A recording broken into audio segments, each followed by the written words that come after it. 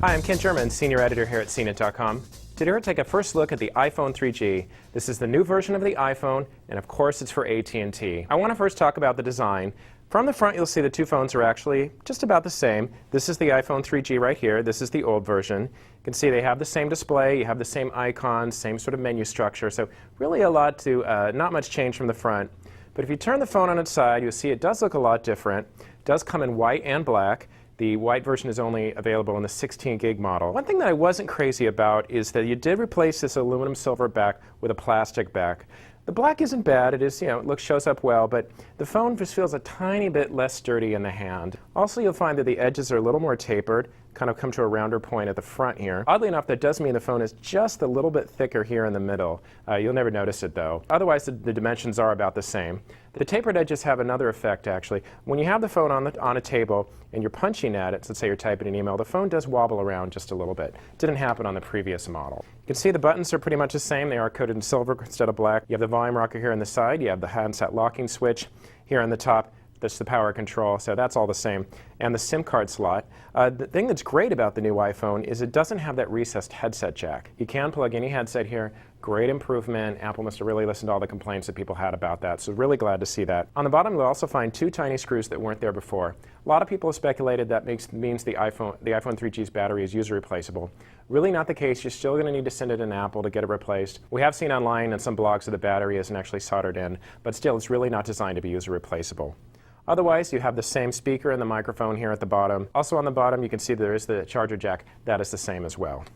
Now, new features that the iPhone 3G adds, of course, a 3G access. That means a wireless broadband service. It's much faster than the Edge that the original iPhone was on, so you're able to download web pages quicker, get the large file downloads. So it's nice. Of course, they have the Wi-Fi as usual, so you don't need to be on 3G if you don't have to. Other things that have been added is you do have Exchange email, so that means you can go in and get your work email. Setup was pretty easy. Just had to enter certain information you can get from your IT department, install a security certificate, at least in CNET's case, but otherwise it wasn't bad, easy to use.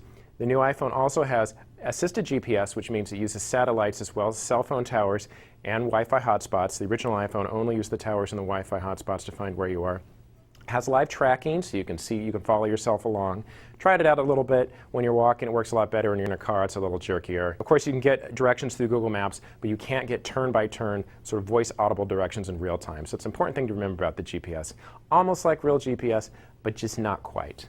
Other things that the new phone will add that you can also get on the current iPhone through the iPhone 2.0 software update is a scientific calculator. You can get contact search, you can get parental controls, and of course, you get the iPhone App Store. This is really one of the most exciting things about the new iPhone. It really goes a long way in making the internet in your pocket, as Apple has always promised for the iPhone. You can download apps to the phone pretty quick and easy. You can do it over Wi-Fi or you can do it over 3G. You still cannot buy iTunes songs without using Wi-Fi, but you can get the apps. Of course, you can also connect the iPhone 3G with your computer and then download iTunes apps or any songs that way as well. Besides the 3G, besides the enhanced GPS, the new iPhone doesn't offer a whole lot more features that you can't get on the current iPhone with the iPhone 2.0 software update. But really, the addition of 3G is a great thing, really good for when those moments you're not on Wi-Fi. We've noticed already that it is quicker. Call quality seems a bit improved in the initial calls I've made on the current iPhone. Was a little quiet at times. The volume was low. A lot of people complained about that. You also had a lot of GSM buzz that they call it, so a little background noise.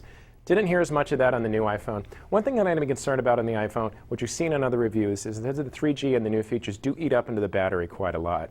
Haven't seen that yet. I've only had the phone about an hour, so we will go and do a lot more battery testing soon. If you're interested in the iPhone 3G and you haven't bought an iPhone yet and you've been waiting, this is probably the best one for you. The addition of the 3G and the enhanced features really make it a good model to get if you haven't bought one already. If you have the current iPhone and you don't think you need 3G, remember, you can get a lot of the features, including the Microsoft Exchange email.